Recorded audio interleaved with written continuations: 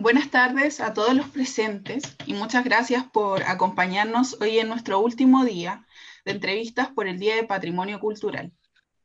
Somos estudiantes de tercero y cuarto medio, pertenecientes al Liceo número 1 Javiera Carrera, e integrantes del taller de Patrimonio, Archivo y Memoria.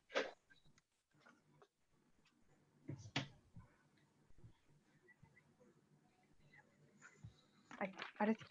Yo soy Valentina Rivera del tercero C. Yo, Sofía López, del cuarto C. Yo, Tamara Torres Palma, del cuarto F. Yo soy Silvia Urbina Yamal, del cuarto I.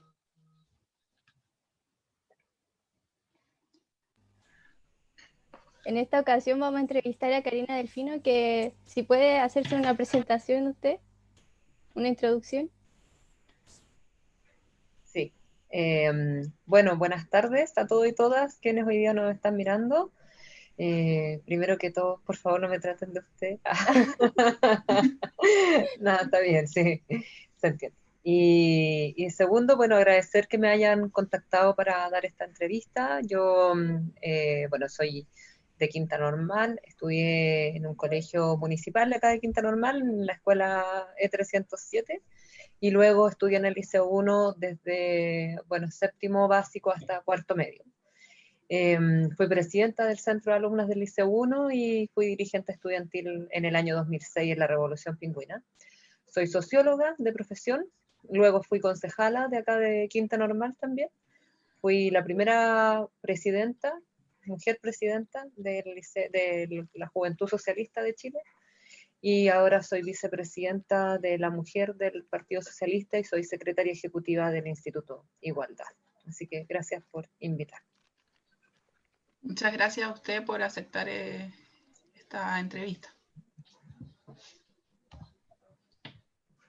Bueno,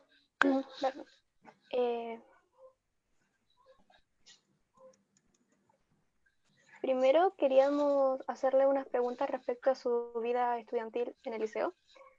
¿Cómo recuerda el liceo? Está muy, muy tierna esas imágenes, porque era muy joven. Tengo muy buenos recuerdos del liceo, empezando porque creo que era es un colegio que reúne muchas diversidades de orígenes y efectivamente había muchas, bueno, distintas personas que venían desde colegios públicos y colegios particulares subvencionados, que en realidad venían como a buscar mejores oportunidades. Y la verdad es que obviamente que el liceo abre muchas oportunidades, solo del hecho de trasladarse al centro, pero también de abrir la posibilidad del valor de lo público, de la educación pública y de las posibilidades, como digo, futuras que eso abre, pero también de darse cuenta cuáles son las desigualdades que existen en nuestro país. Y yo, como les decía, yo venía a un colegio público acá de Quinta Normal, y gracias, en realidad, como que mis papás se preocuparon y me postularon al Liceo 1, yo pude tener como esa educación, pero mis compañeros se quedaron acá en Quinta Normal y no por falta de capacidades, sino que de oportunidades, ellos tuvieron peor educación que yo. Y también sus posibilidades futuras se fueron truncando.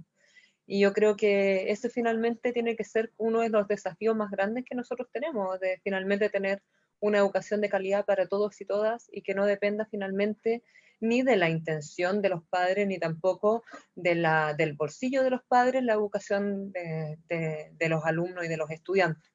Y tengo los mejores recuerdos del liceo, tanto de sus profesores, de sus profesoras, pero también de mis compañeras, que hasta el día de hoy son mis amigas, nos juntamos, de hecho, sobre todo ahora en tiempos bien difíciles con la pandemia, hablamos todos los días y casi todo el día, y somos amigas desde séptimo básico. Entonces, además, no sé cómo habrá sido en el caso de ustedes, pero nosotros tuvimos el mismo curso desde séptimo hasta cuarto medio, porque antes que yo estaba, las separaban a la alumna, y nosotros tuvimos el mismo curso y nos separábamos en algunos ramos después. Pero bueno, tengo una muy buena visión, una muy buena experiencia de lo que fue el liceo y particularmente de haberme permitido poder luchar en realidad por una educación de calidad y aportar en el debate educacional cuando era dirigente estudiantil.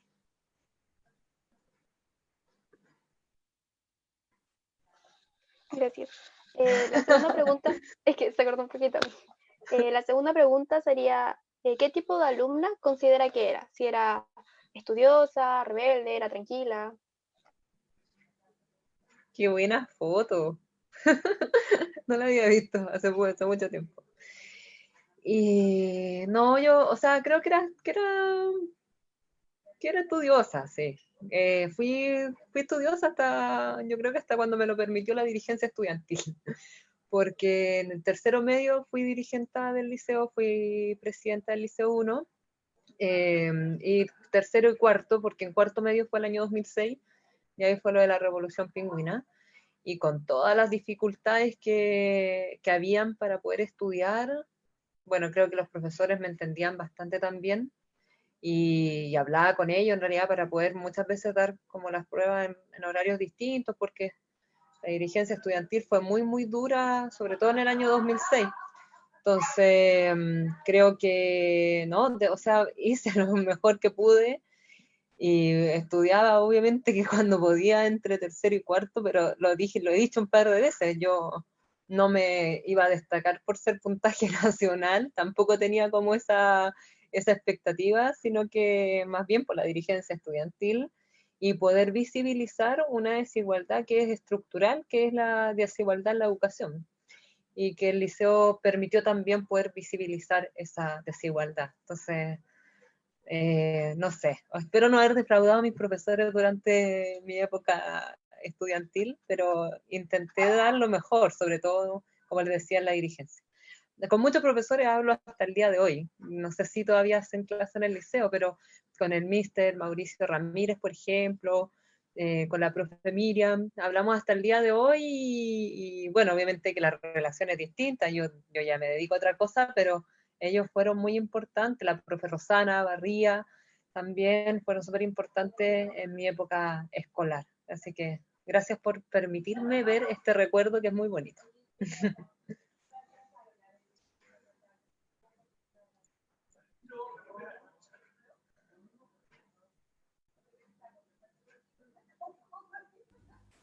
Silvia, el micrófono. Perdón. Ahora sí. Está bien. Estaba esta otra pregunta. ¿Qué fue lo más significativo de su vida estudiantil? Usted ya nos respondió un poco de esto, pero ¿podría ser un poco más profundo? Qué buena foto también. Ahí salgo alegando, pero en mi máximo esplendor. Sí, hay hartas cosas. Pues. Nosotros, bueno, yo les contaba, pero cuando entramos al liceo y yo, bueno, venía de una realidad bien, bien distinta acá en Quinta Normal, siempre surgió como la preocupación finalmente de decir, hubiese sido como lo más, no sé, así como la visión como máxima, era como, sí, deberíamos hacer un gran movimiento estudiantil y que todo el mundo luchara por las mismas cosas y salir un día todo a la calle, eso fue antes, el 2005. Y cuando comenzó el 2006 y nos empezamos como a dar cuenta que en realidad el movimiento venía como más importante de lo que nosotros mismos creíamos, la verdad es que fue súper emocionante. Y yo creo que no tengo ninguna duda que el movimiento estudiantil del año 2006 ha marcado un antes y un después en la historia de Chile. Yo creo que el año 2011 e inclusive el año 2019, con grandes movilizaciones estudiantiles y sociales, no se explican sin el año 2006. Lo más valioso del año 2006 fue haber posicionado al movimiento estudiantil como un actor social más.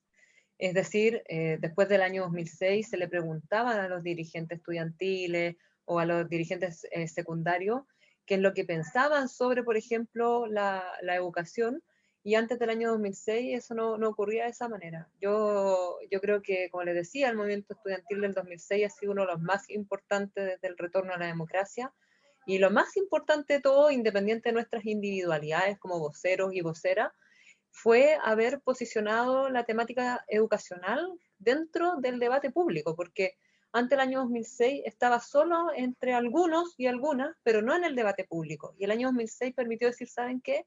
La desigualdad en la educación es un problema. O sea, acá el que tiene plata paga por una mejor educación. El que no tiene plata está condenado a casi la reproducción misma de la desigualdad social. Y eso se mantiene hasta el día de hoy. Todavía sigue siendo uno de los desafíos. Entonces yo creo que lo más significativo del movimiento estudiantil fue haber posicionado el movimiento estudiantil como un actor social, pero sobre todo haber posicionado la problemática educacional dentro de la opinión pública. Y como les decía, yo creo que es el movimiento desde el retorno de la democracia o dentro de los movimientos más importantes desde el retorno de la democracia. No se explicaría de ninguna manera el 2011 ni el 2019 sin el año 2006. Y particularmente a mí fue difícil el movimiento del 2006. O sea, fue muy intenso. Yo creo que tenía 16 o 17 años y estábamos hablando temas país, ni siquiera teníamos derecho a voto, porque se vota desde los 18 años.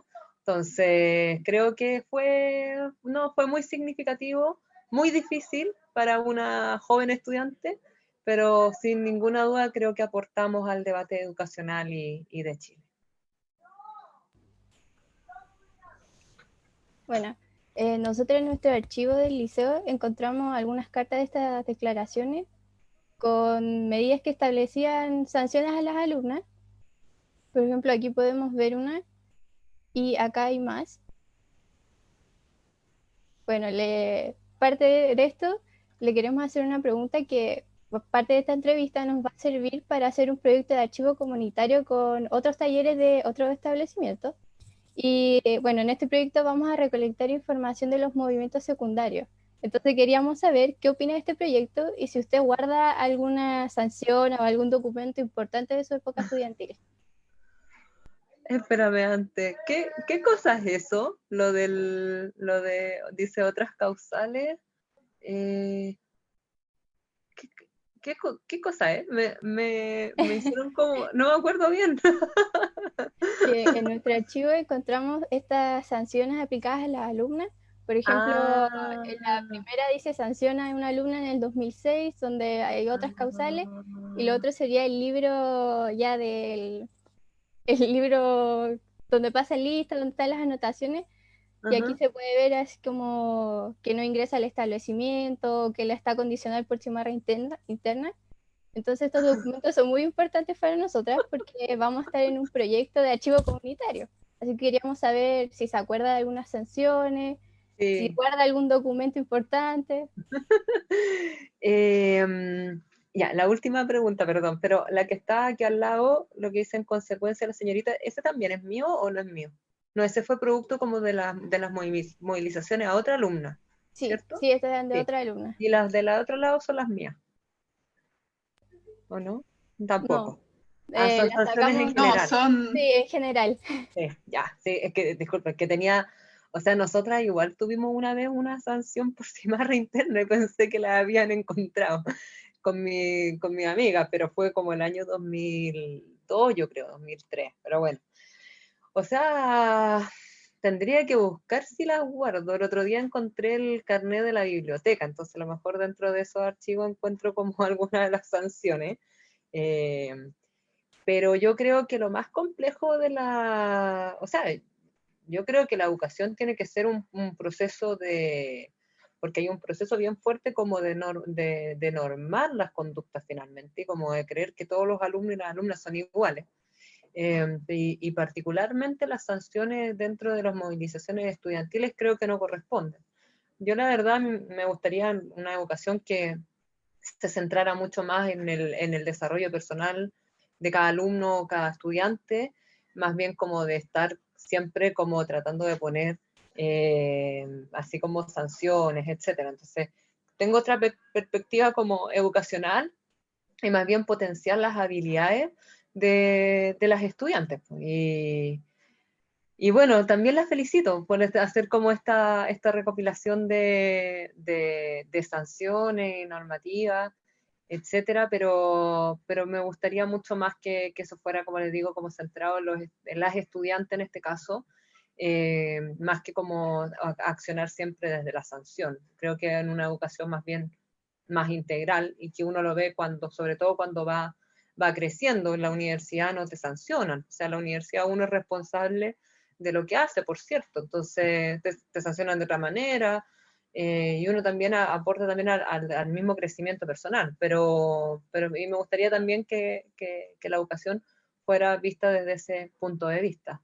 Y sobre todo ahora, con esto termino, pero con el fin a la selección, o sea, obviamente que va a llegar una diversidad probablemente de personas mucho mayor, porque antes se seleccionaba por las pruebas y por las notas, etcétera. Entonces había también, obviamente, que una selección como comillas de las mejores. En este caso probablemente va a ser mucho más diverso. Y por lo tanto también quizás el liceo va a tener como flexibilizar sus mismos métodos de enseñanza. Y en este caso creo que es una oportunidad para que se centre en el desarrollo personal de las estudiantes. Eso. Otra pregunta es que usted pensó, o sea, perdón, ¿pensó en el 2006 que iba a ser parte de un movimiento histórico? Nunca, no, nunca. O sea, como les decía, el año 2005, nosotros igual, bueno, esto empezó como bien, bien pequeño, con algunos dirigentes, éramos bien poquitos, éramos los mismos como que íbamos siempre a las asambleas, éramos como 10, 15 dirigentes, y nunca pensamos en realidad que esto iba a ser como un gran movimiento. Lo que sí era, decíamos, vimos un documental, si tienen la posibilidad de verlo, véanlo, que se llama Actores Secundarios, que es un documental de como la lucha de los estudiantes secundarios durante la dictadura. Y nosotros vimos un documental, porque además nos hicimos amigos, obviamente, que los dirigentes, y decíamos, "Oy, pero cómo ellos, con toda la adversidad, fueron capaces de hacer un movimiento tan fuerte en años mucho más difíciles que nosotros, y nosotros en democracia no hemos hecho nada". Decíamos, o sea, ¿cómo no somos capaces de ponernos de acuerdo y no hacer nada? Y decíamos, yo les contaba, pero decíamos como ojalá un día saliéramos todos juntos a protestar, todos por el derecho a la educación, etcétera, pero lo veíamos súper lejano. Y cuando ocurrió, no nos dimos ni cuenta. No fue, o sea, claro, obviamente que uno se da cuenta que se están tomando los colegios en regiones, porque primero pasamos como de una movilización callejera que éramos poco, o sea, en esa época nosotros sacábamos 10.000 personas a la calle y decíamos que éramos hartos. Eso era como el pic, pero eran movilizaciones chicas, muy chicas. Y nos decidimos tomar los colegios, y ahí cuando la estrategia cambió y se empezaron como a tomar todos los colegios, todo Chile, nosotros dijimos, no, esto va en serio. Pero no nos dimos mucha cuenta porque teníamos muchas cosas que hacer. O sea, estaban los colegios tomados, nos entrevistaban todo el día, íbamos a reuniones todo el día, no teníamos computador, nosotros no teníamos, yo no tenía computador en mi casa, tenía un teléfono que con suerte llamaba, y no lo tenía siempre además, y entonces tampoco usábamos mucho las redes sociales, era como el celular y la prensa. Y yo particularmente me di cuenta que había escalado cuando en realidad me empezaron a reconocer en la calle, que tampoco me había dado cuenta que había llegado como a tanto el movimiento estudiantil. Pero como les decía, no tengo ninguna duda que ha sido uno de los movimientos más importantes desde el retorno a la democracia, y éramos, o sea, éramos jóvenes, muy jóvenes, entonces no sabíamos bien en qué nos estábamos metiendo. Y bueno, ya lo ha respondido un poco con todas sus respuestas, pero ¿cómo fue ser dirigente de la Revolución Pingüina? Mira, yo llegué porque, bueno, siempre fui como presidenta de curso, delegada del curso, encargada de las alianzas, antes del 2005. Y para el 2005 armamos una lista bien transversal en el liceo, como de varios cursos, de varios orígenes distintos de alumnas, de estudiantes, etcétera, y decidimos armar una lista. Eran 3 listas las que iban en competencia, y nosotros ganamos con el más del 50% de los votos.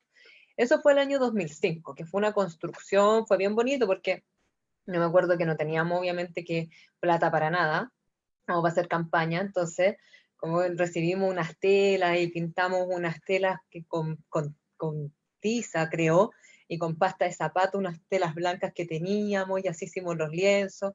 Bueno, fue bien bonito como la campaña, y fue bien mística.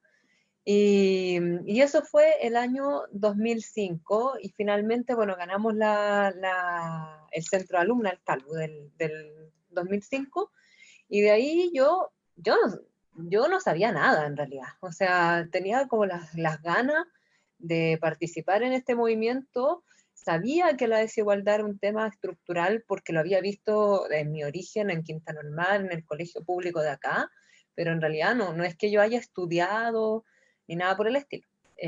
Pero bueno, me empecé a meter en esto, empecé a ir a las reuniones y empecé a estudiar mucho. Entonces ahí empecé como a informarme sobre la LOCE, por ejemplo, o el decreto 524, que eran temas para mí muy ajenos, y que después se transformaron en las consignas del movimiento estudiantil, porque efectivamente eran las trabas de la educación. Y bueno, durante el año 2005 fue muy duro, porque habían hartas movilizaciones estudiantiles también, no al nivel del año 2006 ni del 2011, pero ya eran como, ya estaba álgido el ambiente, yo sin saber nada, tuve que estudiar mucho, entonces, bueno, en fin, cuando llegó el 2006, como mi elección a principio de año, yo fui como de las más viejas que se quedó del año 2006, pero también la que tenía más experiencia, porque ya había estudiado mucho. Entonces, el año 2006 también éramos poquito al principio, éramos como 15 personas, 15, 20 personas. Y bueno, finalmente empezamos a construir. Pues no fue tan difícil armar un relato, porque la desigualdad en la educación era algo que era palpable, que era vista, que estaba ahí misma. Pero sí, como les decía, tuvimos que estudiar e informarnos para poder armar un petitorio, etcétera. Y yo, en mi calidad como de presidenta del Liceo 1, que ya llevaba un poquito más de un año, armamos con varios otros centros de alumnos, como les decía, por el petitorio, etcétera, y llamamos a movilizaciones. Y yo creo que las primeras movilizaciones que llamamos deben haber sido en finales de marzo, principios de abril, y durante abril fue como un proceso de movilizaciones hasta que se tomaron los primeros colegios, que debe haber sido, yo creo que a finales de abril de ese año, del 2006, y ya en mayo yo creo que ya estaban todos los colegios tomados, y ahí estuvimos yo creo que unos 3 meses con las tomas en todo Chile. Y yo creo que uno de los momentos como más álgidos, entre comillas, fue cuando se tomaron los colegios de Isla de Pascua. Y yo ahí dije como, ya, en verdad, ya está todo Chile con los colegios tomados, esto ya llegó a regiones, y ya no hay, en el fondo como que ya no hay retorno, o sea, ya esto ya pasó como otro ribete, y había que tratar como de darle con lo que estábamos, nomás. No era una situación fácil, para nada. Yo creo que ha sido una de las situaciones más difíciles de mi vida. Muy, muy difíciles de toma de decisiones, pero sobre todo de edad. Yo era, como les decía, yo tenía 17 años y por lo tanto estar metida como en algo tan fuerte no fue fácil, pero fue un buen momento. Ya, esas son una de las fotos más icónicas y conocidas de la época, y dentro de todas las que se pueden conocer a través de Google, está muy marcada la presencia de hombres. Mi pregunta es si crees que las estudiantes fueron fundamentales en este movimiento. Sí, mira, me acuerdo perfectamente de ambas fotos, porque yo creo que fue el mismo momento, porque la foto que está a mi izquierda la sacó el fotógrafo como desde arriba del balcón de la fecha, entonces probablemente fue el mismo día. Y fue un poquito antes de que hubiera como la gran movilización del 2006. Yo creo que en esa época solamente estábamos llamando como a marchar, no habíamos todavía tomado los colegios. Yo la verdad como que en esa época sentía que nuestra participación de mujeres era como de par a par, según yo, en esa época. Porque yo decía, sí, claro, o sea, somos 2 mujeres, era la María Jesús y yo, son 2 hombres, César y Juan Carlos, teníamos como un estilo de comisión política que también era mitad y mitad hombres, mitad mujeres, sin que nosotros lo impusiéramos, no era que hayamos dicho, ya tienen que ser paritarios, todo paritario, sino que más bien se dio de esa manera. Y la verdad es que en el movimiento estudiantil en general, al menos en esa época, eran unas relaciones bien horizontales, o sea, no es que haya habido en el mismo movimiento como algún tipo tan fuerte como de diferencia entre hombres y mujeres en el movimiento. Lo que sí yo creo que fue muy difícil después o sea, para afuera del movimiento era como la diferencia que había, particularmente en los medios de comunicación, porque si ustedes revisan como algunos extractos de prensa, hay mucho machismo en los medios de comunicación, O sea, nosotras, las mujeres, éramos como las chicas súper poderosas. Los hombres eran como el padre de la revolución, o como el rey de, no sé, el comandante, pero nosotras eran las chicas. Entonces, o a mí muchas veces era como, sí, no sé, Karina Finocoma, la polola de, en vez de como decir la dirigente estudiantil del Liceo 1. Entonces, yo creo que particularmente en los medios de comunicación sí había mucho machismo. Porque en realidad nosotros lo entendíamos como más bien como una relación, como te digo, bien horizontal. O sea, teníamos los mismos roles, hacíamos más o menos las mismas cosas, teníamos igual participación en los medios de comunicación, nos repartíamos las cuñas y las intervenciones. En el fondo, lo más importante en esos casos era la voz de la asamblea, decíamos nosotros.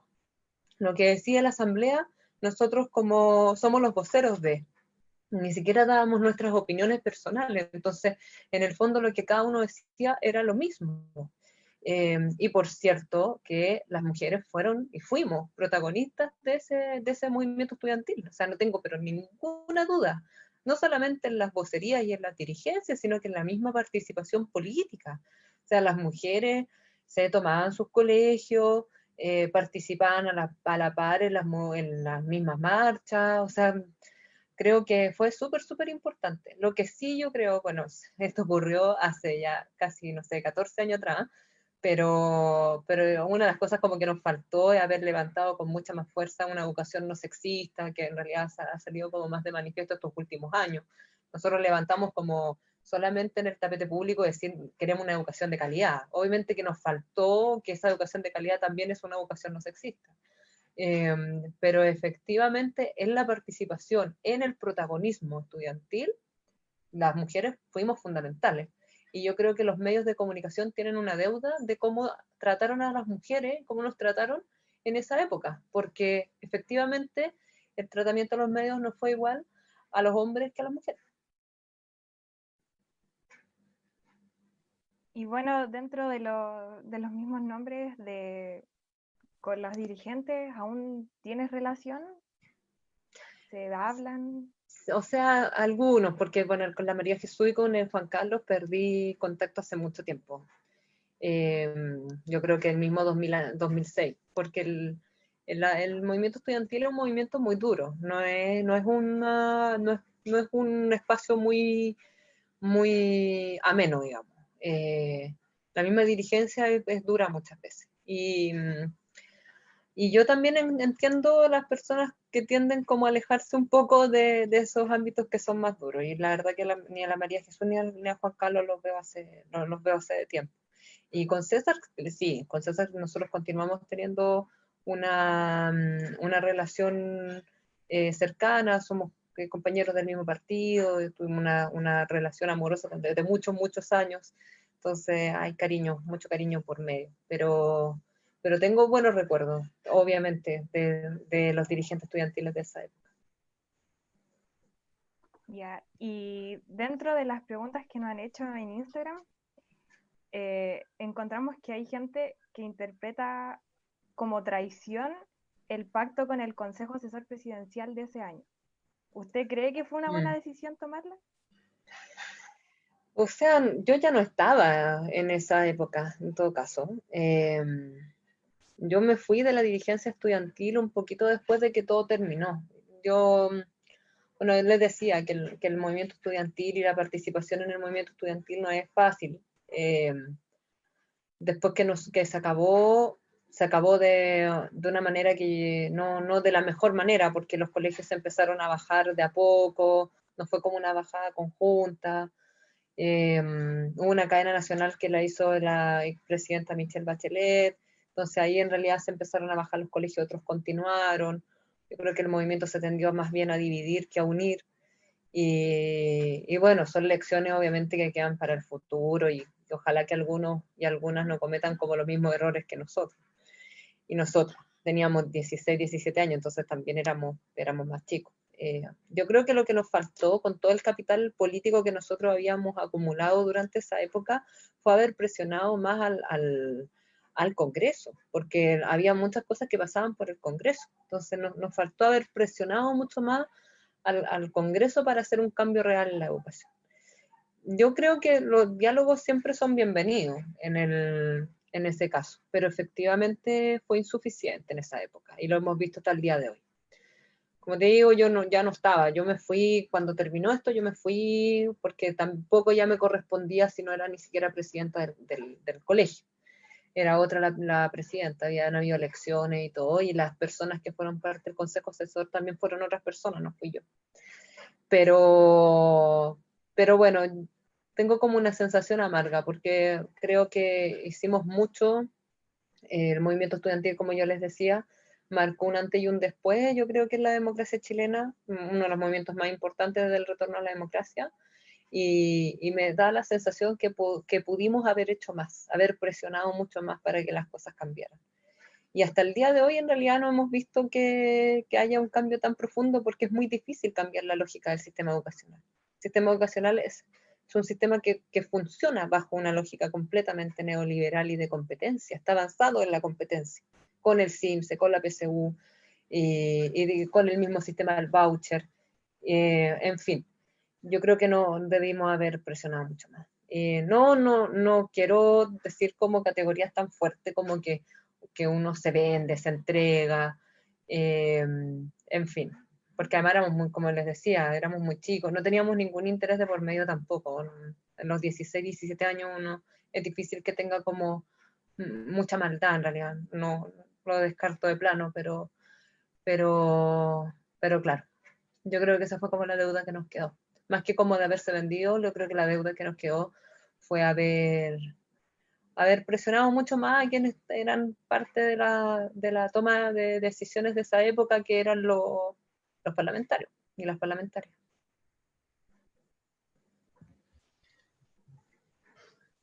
Ya.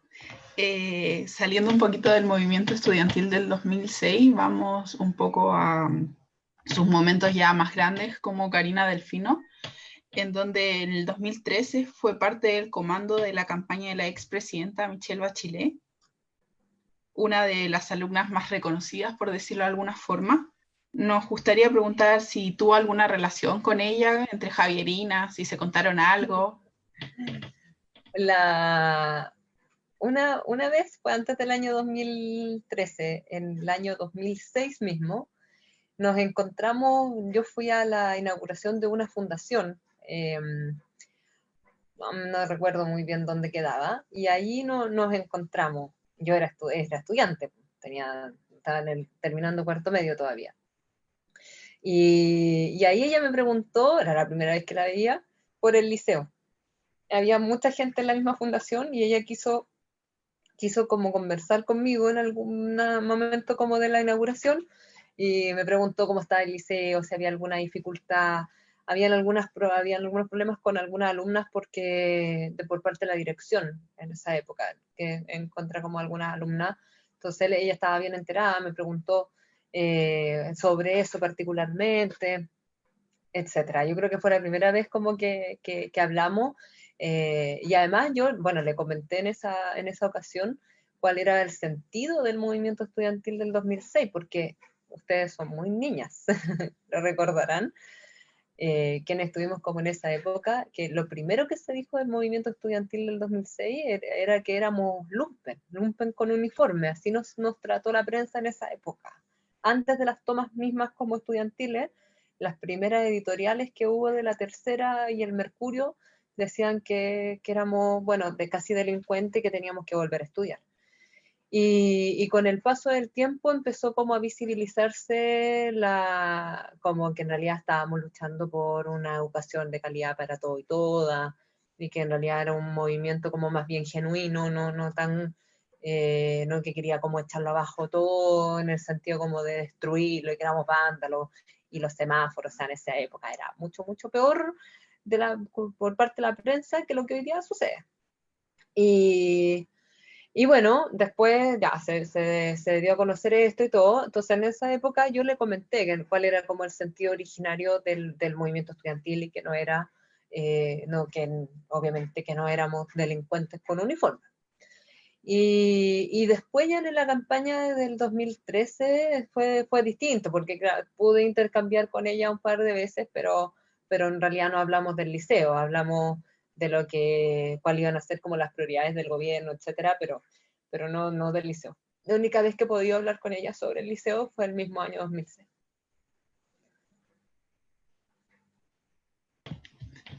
Ya. Entonces, ahí quedó el de Javelina. En otra pregunta tenemos igual, ¿qué opina del actual movimiento estudiantil? Que igual ha ido respondiendo un poco, pero queríamos profundizar en eso.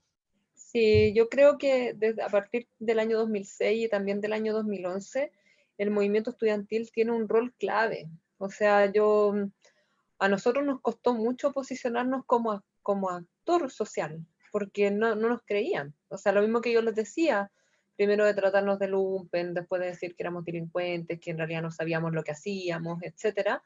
Y después llegó como la misma demanda más profunda de educación durante ese año, pero no fue fácil habernos parado como movimiento estudiantil y haber dicho, no, sí, a ver, escuchemos todos estos dirigentes, oye, estas dirigentes, o sea, no fue de esa manera, nos costó mucho. Y por lo tanto, haberlo logrado el año 2006 fue una gran conquista, una gran conquista que en realidad se visibilizara la problemática educacional. Un poquito antes de que nosotros nos tomáramos los colegios en Santiago, hubo un colegio en Lota que se había movilizado porque se inundaba. Entonces, de hecho, le pusieron de mala manera el liceo acuático. Porque se llovía y quedaba la embarrada. Y finalmente esa era la realidad que vivían y que viven hasta el día de hoy muchos colegios a nivel nacional, obviamente. Entonces, era como nadie se está haciendo cargo de esto. Y yo creo, dicho eso, que el movimiento estudiantil tiene un gran capital. Entonces, yo creo que con ese mismo capital, el movimiento estudiantil tiene que tratar de ponerse de acuerdo para poder poner los puntos sobre las IES. Se necesitan movimientos sociales fuertes para poder avanzar en transformaciones sociales más profundas. Se necesitan esos movimientos sociales fuertes y dirigentes obviamente que tengan la credibilidad en el movimiento estudiantil en este caso, porque aún queda mucho en educación. O sea, todavía se determina según la capacidad de pago de los padres la calidad del colegio. Los mejores colegios, según la PSU y según el CIMSE, son colegios que cobran mensualidades por sobre el sueldo mínimo, o sea, por sobre 320, 350 mil pesos. Una familia pobre no puede pagar 350 mil pesos. Y el colegio público, que no vale nada, está dentro de los últimos en el ranking de la PSU y del CIMSE, y va reproduciendo la desigualdad, porque aquel que saca poco puntaje en la PSU, que a veces ni siquiera pueden postular a las becas y la gratuidad y los créditos, y en otros casos ni siquiera pueden optar a una universidad. Y las buenas universidades de este país entonces se llenan de personas que vienen de las élites económicas, políticas, etcétera. Entonces, necesitamos una educación inclusiva y que finalmente la sala de clase sea una sala de clase integradora, socialmente, cohesionada socialmente, no como hoy día existe, que es profundamente segregada. Entonces, en ese sentido, para cambiar esa realidad, para que los sectores populares puedan tener buena educación y puedan ingresar a una buena universidad, y no solamente el que tiene plata, se necesita un movimiento social fuerte, importante, legitimado. Y a mí me da la impresión que eso no ha existido en los últimos años. Y es importante que eso exista para poder avanzar en un país que sea más justo y más igualitario. Ya. En un momento nombraste acerca de estas voceras. En el 2006 te tuvimos a ti como cara visible. En el 2011 tuvimos a Daniela Serrano. Pero hoy en día, en la actualidad, ¿crees que es posible tener una cara visible o si son necesarias para provocar un movimiento fuerte, como dices? O sea, yo creo que más uno finalmente trata de dar a conocer las demandas de un movimiento social específico. En el año 2006 nosotros intentamos transmitir, comunicar a través de las vocerías lo que iba diciendo la asamblea finalmente. Y lo mismo ocurrió obviamente que en el año 2011, que en realidad también fueron con más participación de los universitarios. Nosotros en el año 2006 fue un movimiento netamente secundario, y los universitarios como que, comillas, le digo con cariño, con respeto, pero como que igual se nos intentaban así como colgar de nuestras como movilizaciones, pues nosotros hacíamos una movilización grande, me acuerdo, y los universitarios llegaban con corbata, vestidos así como de escolar, y eran los universitarios, lo hacían como para solidarizar con nosotros. Pero bueno, yo creo que independiente como de la dirigencia, que es importante también que tengan claro cuáles van a ser los objetivos y un petitorio claro, porque me da la impresión que también como que ha faltado esa claridad en cuanto como a las ideas, a las propuestas y a lo que el mismo movimiento estudiantil se lo propone como objetivo. Entonces, yo creo que el gran desafío para el mismo movimiento estudiantil es ponerse de acuerdo en sus propuestas, en la estrategia para llevar a cabo esas propuestas y en los objetivos que quieren cumplir. Y por cierto, tener buenas vocerías que puedan comunicarlo de la mejor manera.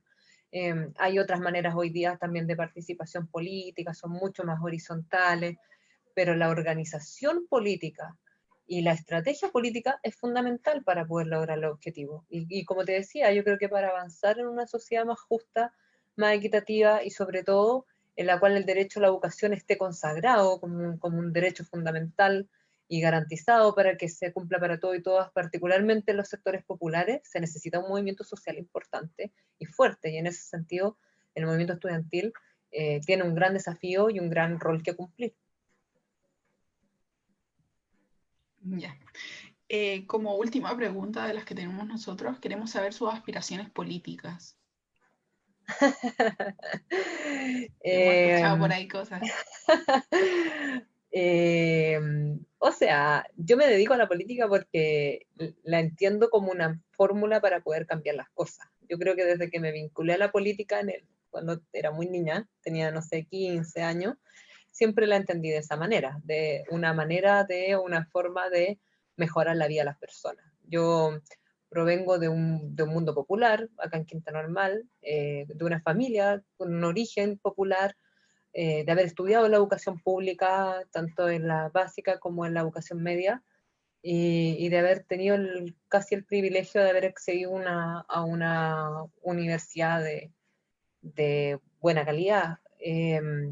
Pero yo no quiero que eso sea como un privilegio de algunos, sino que sea un derecho para todos quienes lo quieran hacer, y particularmente los sectores populares, porque los sectores que hoy día tienen más dinero, tienen más recursos, es súper fácil entrar a la universidad. O sea, no, que en el fondo, claro, la PSU mide conocimiento, no mide habilidad. Entonces, si entras a un colegio que te entrena para dar la PSU, es súper fácil sacar un buen puntaje en el fondo. Pero eso no lo vive todo el mundo, ni tampoco los sectores populares. La Universidad Católica, la Universidad de Chile, está lleno de personas que provienen de colegios particulares pagados y no de colegios públicos. Yo creo que eso tiene que ser al revés la realidad. Si los colegios particulares pagados solamente representan el 7% de la matrícula. Y a algunos y a algunas se le olvida porque uno hace política. Porque uno hace política para mejorar las condiciones de vida del otro y de la otra. No para asegurarse, no por estatus, no por dinero, sino que para cambiar las condiciones de vida. Entonces, a mí me encanta la actividad política. Bueno, es difícil también, no es que digamos que sea una taza de leche, no es fácil dedicarse a la política, pero mientras pueda aportar en ese espacio, lo voy a hacer. Y uno no traza, y sobre todo las mujeres trazamos mucho menos, uno no traza así como, ya en tal año voy a ser, no sé, alcaldesa, en tal año diputada, en tal año senadora, sino que uno va construyendo en función de los proyectos. Por eso yo les decía que es súper importante que hayan proyectos claros, objetivos claros, una estrategia clara, y obviamente que un liderazgo acorde a ello, porque uno cree en acciones colectivas, no en acciones individuales.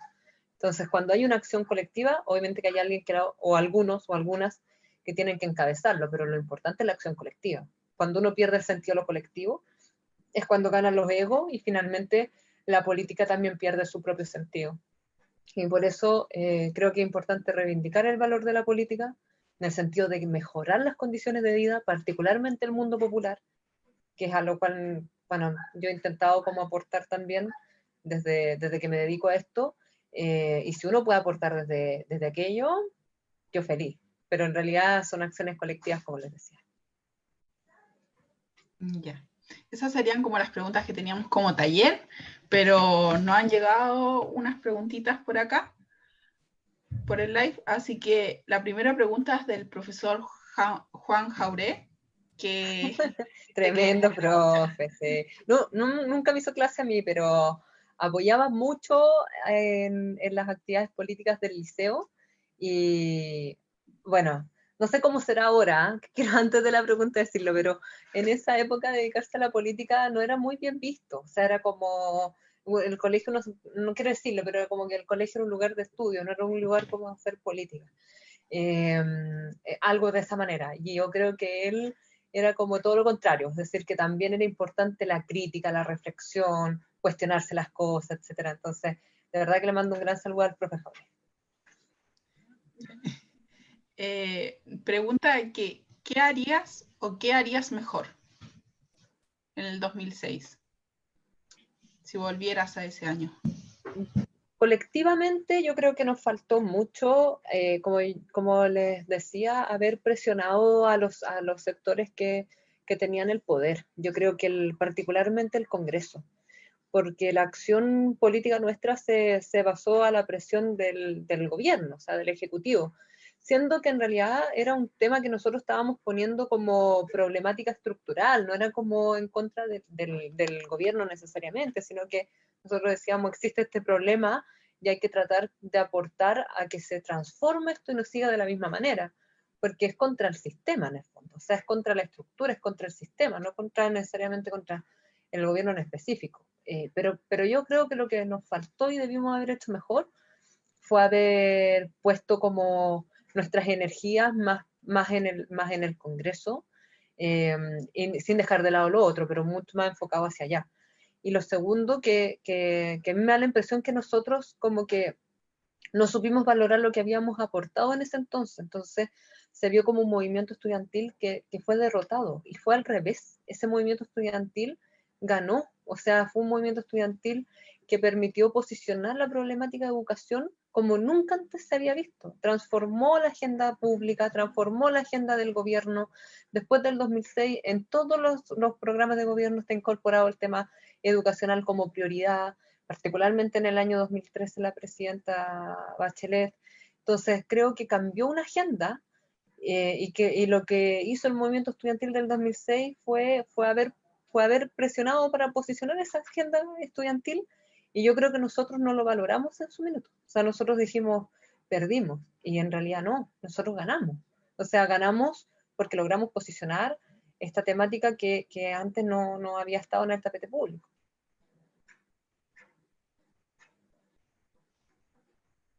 Acá tenemos otra pregunta de Isabel Pardo que dice, han pasado 11 años desde tu experiencia en el Liceo 1. En el 2018 hubo tomas muy alguidas respecto a la represión en todo sentido. En ese aspecto, ¿qué opinas o puedes describir desde tu experiencia? Respecto como a la represión, dice la Sí. pregunta. Sí, hacia la represión.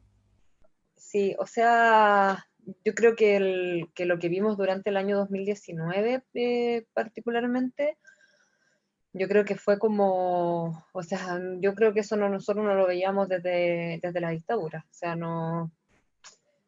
vivimos los peores momentos desde la dictadura de Pinochet, o sea, de haber sacado los ojos a las personas, de que 3 organismos internacionales dijeran que en Chile se violaban los derechos humanos, que a mi entender además fueron de forma sistemática. Yo creo que nosotros nunca, o sea, nunca antes lo vivimos, y también creo que eso genera traumas obviamente que en las generaciones, porque no, o sea, algo genera a nosotras, o a nosotros que en realidad nos importan obviamente que los derechos humanos, no pasa desapercibido que a los manifestantes se les vuelen los ojos solamente por salir a manifestarse.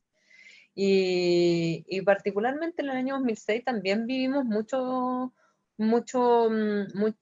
como episodios de represión solo por manifestarnos pacíficamente. Y obviamente que son la policía, pero también son civiles que mandan a la policía que haga que actúe de esta manera. Nosotros nos tomaron detenidos un par de veces por habernos manifestado en el parque forestal, recuerdo, antes de que fuera tan público esto, no me acuerdo unas golpizas que hubo en la Alameda, que no fue solamente a los estudiantes, sino que también a los periodistas de la nada, o sea, porque estábamos protestando pacíficamente, etcétera. Entonces, en ningún orden de cosas se puede justificar la represión por parte de la policía hacia los manifestantes. Yo creo que el derecho a manifestarse es uno de los derechos fundamentales de las personas, o sea, es parte de los derechos. Entonces, obviamente que el manifestarse y salir pacíficamente, sobre todo, tiene que ser parte de las facultades que pueden hacer las personas, y eso tiene que estar consagrado por la misma sociedad. Y en este caso hay muchos fuerzas especiales, carabineros, etcétera, que no han actuado de esta manera, y lo vimos en el año 2019, que fue de forma generalizada, no particular. Y la verdad es que tenemos que avanzar como sociedad a que eso nunca más ocurra. O sea, no podemos naturalizarlo, tenemos que denunciarlo para que eso nunca más ocurra. Eso. Ya, Pilar Loreto pregunta si crees que el liceo formó tu carácter para llegar a ser a lo que eres hoy. O sea, obviamente que el liceo aporta a la visión que uno tiene. No sé si mi carácter, pero obviamente que contribuye a formar lo que hoy día soy, y lo agradezco mucho. Yo les comentaba al principio, pero sobre todo de conocer una diversidad de historias, de orígenes, valores también que entrega el liceo, o sea, el respeto a la diversidad, a la tolerancia, ser tolerante, respetar lo distinto, lo diferente, etcétera. Yo creo que lo da lo público finalmente. Pero efectivamente creo que la construcción de uno como persona, como ser humano, lo da también las historias vividas, y esto no lo digo solamente por el liceo, sino que también por mi colegio de básica. Yo creo que haber estudiado en un colegio público efectivamente da eso, o sea, de saber cuáles son las carencias, las necesidades, de haber estudiado en un colegio público con número de barrio.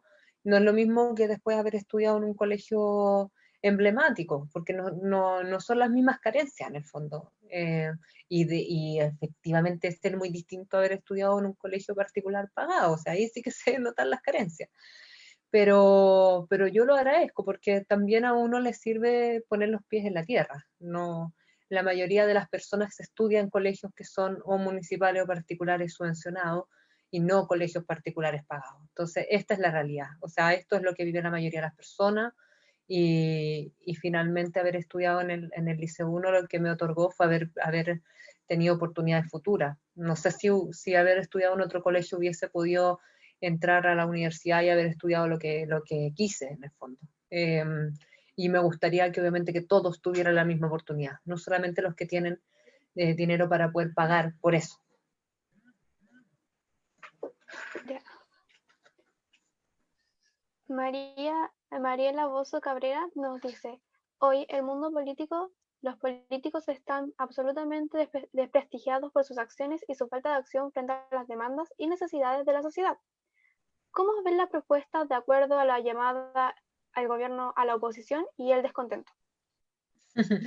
La profe Mariela también fue mi profe de francés, y después pasó, creo que como a UTP, o como ya como de los directivos, sí. Pero no, fue una gran profe, de verdad, una gran profe. Tengo muy buenos recuerdos de Lisa.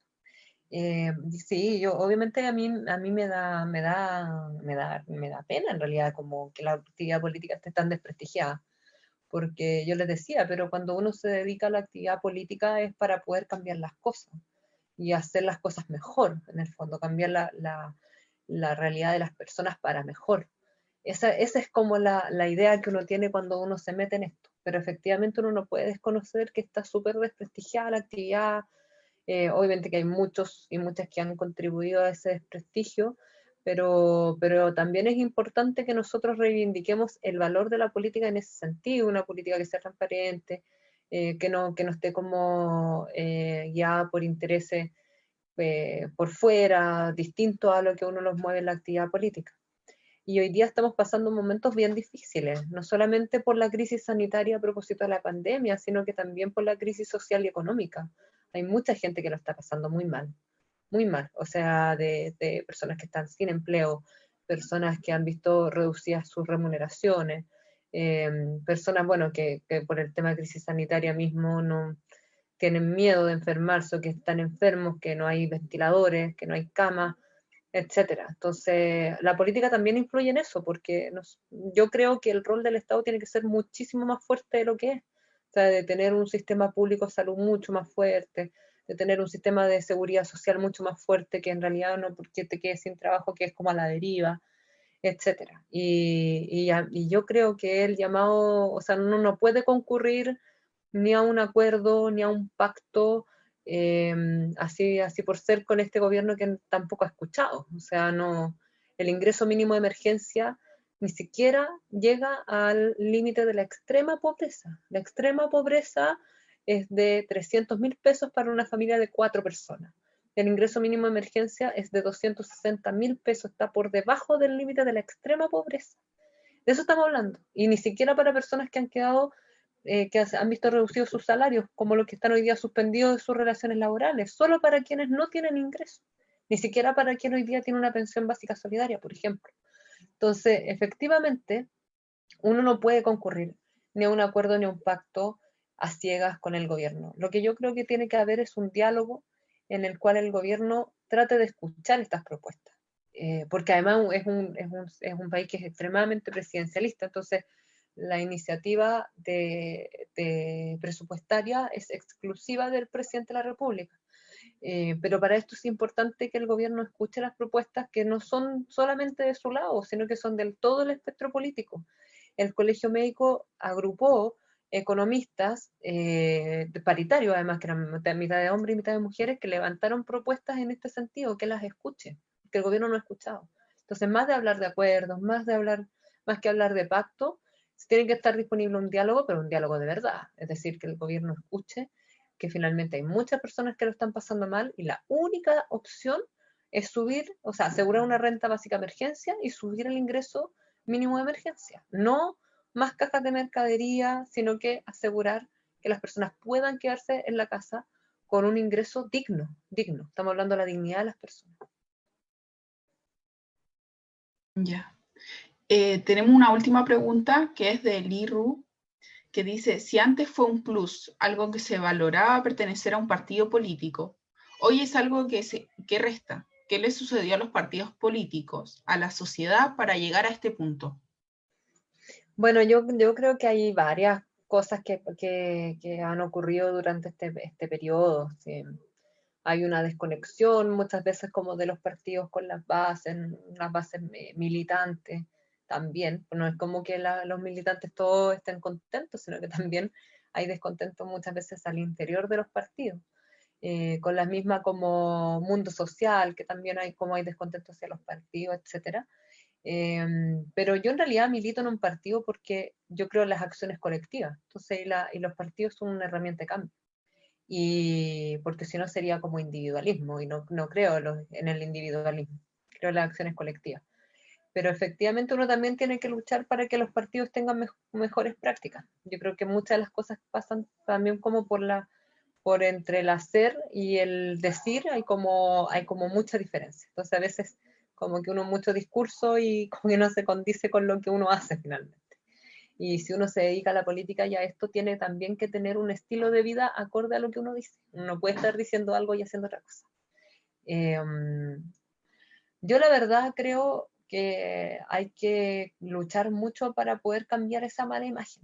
Y eso solamente se hace con hechos, con tener personas que sean confiables, que crean en la política de manera genuina, con políticas que sean más transparentes, y con cambiar la realidad, y lo digo de verdad. Yo creo que estamos en un momento bien difícil, pero también un momento que da oportunidades de ser mejores personas, de que el Estado asegure ciertas garantías que permitan tener un país más igualitario, más justo, y que finalmente las personas no estén a la deriva de lo que pasa el día de mañana, sino que haya un sistema de protección social fuerte que permita dignidad y vivir con dignidad a las personas.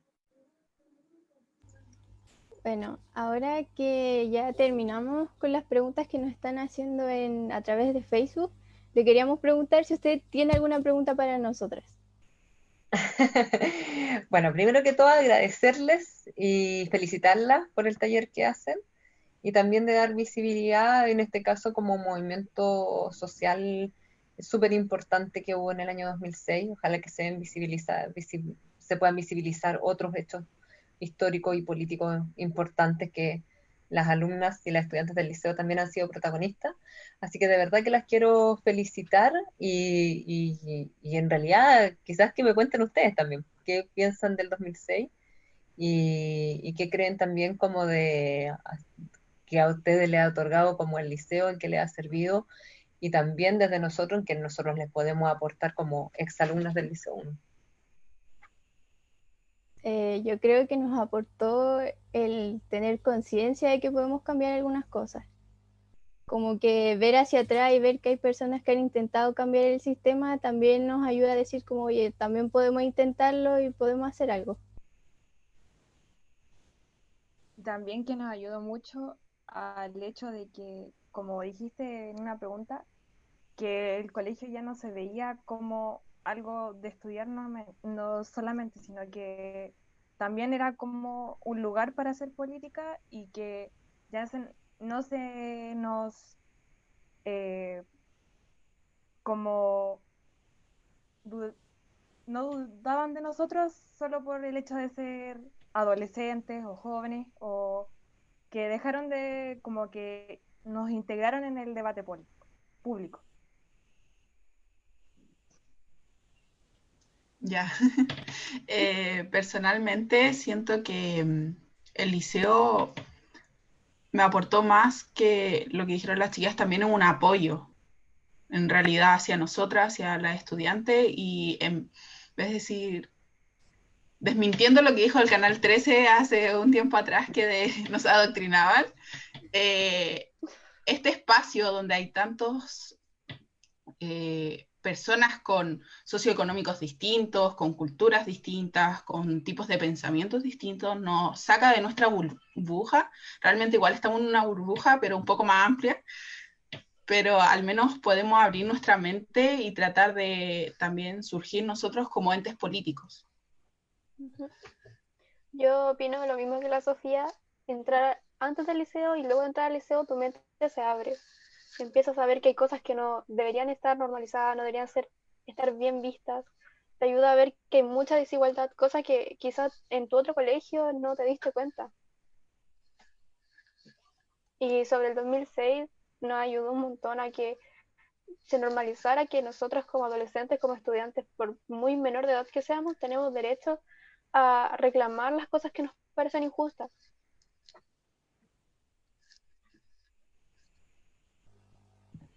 Así Sí, es. también, o sea, viéndolo desde el 2006, o sea, ayer justo estábamos hablando con las chicas de esto y nos dimos cuenta que gracias al 2006, como tú en algún momento dijiste, hoy en día podemos hacer movimientos mucho más focalizados, algunas cosas como infraestructura que hoy en día son de cada establecimiento más que nada. Por ejemplo, nosotros hace un par de años, cuando yo entré en el 2015, nosotros no teníamos baño. Entonces ahí nosotros tuvimos que luchar por tener unos baños más decentes, algo que en el 2006 tal vez, como fue algo mucho más global, el pase escolar y así, no se pudo haber focalizado a ese punto. Es verdad. Sí, por eso igual hay que agradecer a todos los movimientos atrás para hoy en día poder focalizarnos en todas las necesidades más básicas que tenemos en realidad. Ujú. Sí. Bueno, y yo creo que lo dijo la Sofía y también lo dijo la Libby, pero es verdad, nosotros teníamos, les decía, 16, 17 años, no teníamos ni siquiera derecho a voto, pero también no teníamos miedo a decir lo que pensábamos. La generación que nos antecede es una generación muy miedosa, producto como los traumas de la dictadura, obviamente, pasaron algo muy terrible. Y nosotros nacimos en democracia, bueno, más ustedes, pero entonces salir a protestar era como obvio, obvio que hay que ir, no entiendo por qué no, entonces estaba como, porque no teníamos miedo en realidad. que nos pasara algo. Y yo creo que ese es un valor también. Y también obviamente hay que reclamar, no sé si reclamar, pero decir cuando las cosas uno las considera injusto, decirlas. Y eso tampoco estaba muy interiorizado en las generaciones anteriores, a mí al menos. Y obviamente que está mucho más interiorizado en las generaciones como las de ustedes, por ejemplo. Entonces, yo creo que es importante seguir luchando por lo que uno cree, por lo que uno piensa, y con mucha convicción, y hacer un país más justo. Yo creo que ese es uno de los valores más importantes que el liceo nos puede dar, obviamente que la tolerancia a la diversidad, a la diferencia, pero también luchar por lo que uno cree justo. Y uno se puede dar cuenta saliendo como esa burbuja que alguien decía, qué es lo justo y qué es lo injusto. Y es el valor que finalmente dan los colegios públicos, de poder hacer esa visión, porque hay una integración en la sala misma de clase de distintos orígenes, más aún en un liceo como el Liceo 1, porque en el resto del sistema es mucho más segregado, pero en el liceo da el valor de tener como una panorámica más amplia porque es un curso más diverso. En fin, les agradezco harto como la conversación y espero que les vaya muy bien. Muchas Gracias. gracias. Queríamos agradecer a Karina en especial por permitirnos hacer esta entrevista hoy, un día domingo. También queríamos agradecer a las personas que se han quedado hasta el final viéndonos, que han hecho preguntas, que han participado, y eso más que nada. Muchas gracias por estar con nosotras en el Día de Patrimonio. Y también queríamos decir que como estamos haciendo este tipo de archivo escolar, no solamente ahora empezamos con Karina, que fue como el movimiento del 2006, pero después estamos buscando más javerinas que estén dispuestas a tener estas pequeñas entrevistas. Por si alguna es alguna javierina que estuviera dispuesta a hacer estas entrevistas, nos pueden contactar por Facebook o Instagram. Muchas gracias. Muchas gracias a ustedes. Ustedes.